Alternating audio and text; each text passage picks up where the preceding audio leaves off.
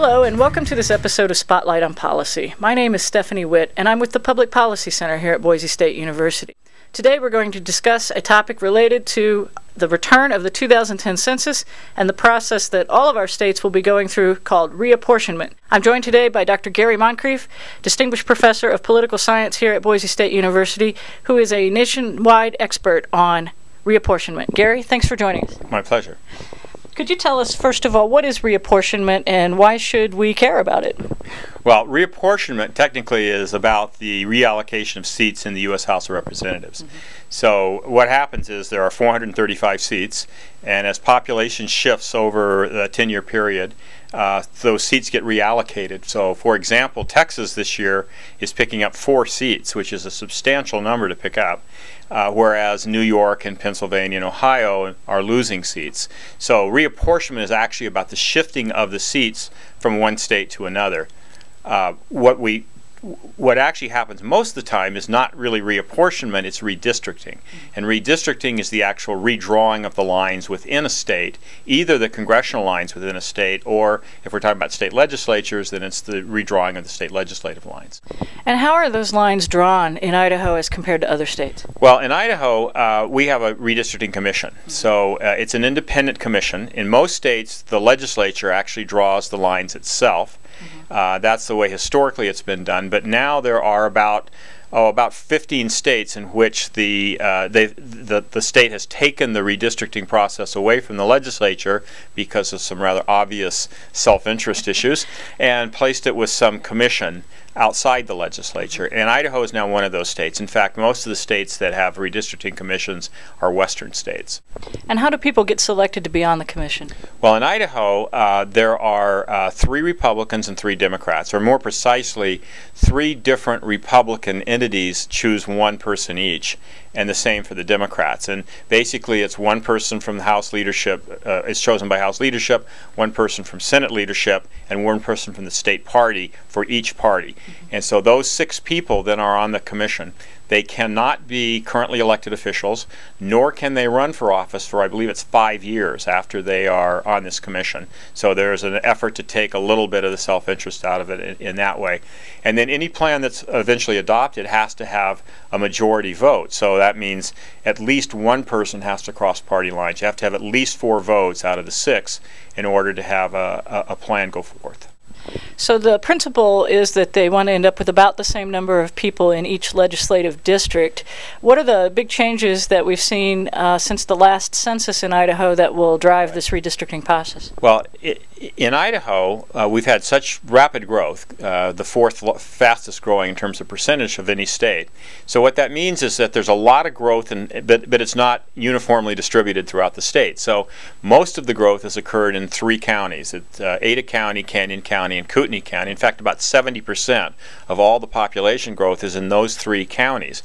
And so what that means is the districts that are in those counties are going to have to be redrawn to get all the districts in the state at about the same amount. The target this year will be roughly 45,000 people per district.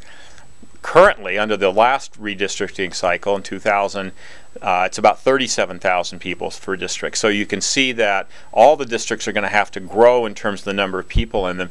And because we've had very rapid growth in some of the suburbs, there's going to have to be some substantial changes there. District 14, for example, which is the district on the west part of Boise and Eagle and Star and the north part of Meridian, that district right now has probably 70 to 75,000 people in it. So it's going to have to be some really major changes to get, essentially that's going to get split into 2 districts. Lots of people make a guess at how this will impact who wins and who loses in the next legislature that's called together after this process is complete. Right. Do you have any predictions? My prediction is there will be a lawsuit. In Idaho, it's a little different than in most states because there's already such a one-party dominance in Idaho that it's hard to imagine the Republicans actually gaining very many more seats because there aren't very many more for them to win. On the other hand, where the Democratic vote strength is in Idaho tends to be not in the suburbs but in the central city, particularly in Boise. And Boise hasn't grown hardly at all. So the growth is actually going to be in the suburbs, which tends to favor a bit the Republicans. The thing that's going to make this much more difficult for Idaho is the fact that there's also a new close primary. So those two things together, the redistricting and the close primary system, is going to make this next year an interesting one that makes it a little difficult to predict exactly what's going to happen. I know that you have a workshop coming up about reapportionment. Could you tell us a little bit about that? Yeah, this is going to be a lot of fun, I think. It's a 2-day workshop. It's 2 Saturdays, April 16th and April 30th. And on the 16th, we have an entire day devoted just to Idaho. We have somebody from the Attorney General's office coming in to talk about the case law, the relevant case law. We have a number of people who were involved in the redistricting process last time, either on the commission or as staffers or legislators. We have some media people coming in, and we have a demonstration of the software that's going to be used so the public can see how to do this, because this software will be available to the public if anybody wants to draw their own plans.